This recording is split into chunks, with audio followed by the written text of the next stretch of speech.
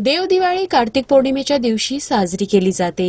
यावेळी देवदिवाळीचा सण शुक्रवार 15 नोव्हेंबर 2024 रोजी असेल। देवदिवाळीच्या दिवशी दिवेदान करण्याची परंपरा आहे। यामुळे सर्व प्रकारचे संकट दूर होतात आणि जीवनात सुख, शांती आणि समृद्धी येते। त्यामुळे दिवे कधी आणि कुठे दान करावे आणि किती दिवे दान करावे हेही जाणून घेणे गरजेचे आहे। तर सर्वात आधी जाणून घेऊया की दिवे कुठे दान करायचे।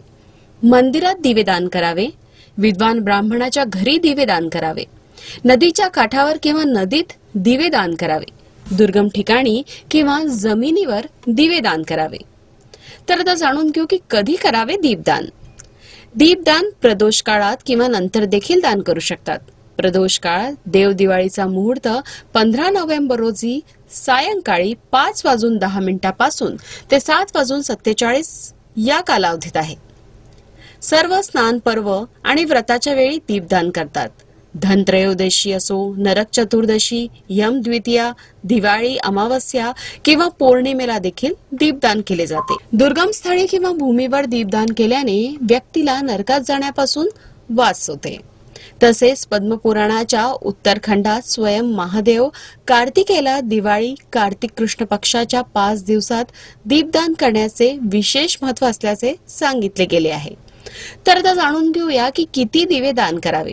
तर देव दिवाळीला नदीच्या काठावर 11, 21, 51 किंवा 108 दिवे लावावे। तुम्हाला हवे असल्यास तुम्ही यापेक्षा जास्त दिवे देखील लावू शकता।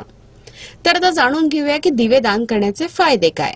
तर अकाली मृत्यू टाळण्यासाठी दिवे दान करावे, आपल्या मृत नातेवाईकांसाठी अर्थातच पितरांच्या उद्धारासाठी दिवे दान करावे, देवी लक्ष्मी आणि भगवान विष्णू यांना प्रसन्न करण्यासाठी त्यांचा आशीर्वाद मिळवण्यासाठी दिवेदान करावे।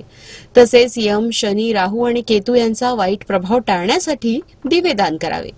सर्व प्रकारचे त्रास, वाद आणि संकटे टाळण्यासाठी दिवेदान करावे।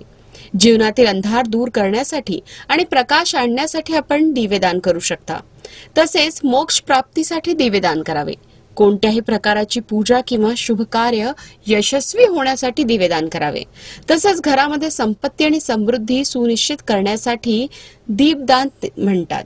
तसेच कार्तिक महिन्यात भगवान विष्णू किंवा त्यांच्या अवतारांसमोर दिवा लावल्याने सर्व यज्ञ, तीर्थयात्रा आणि दान यांचे फळ मिळते।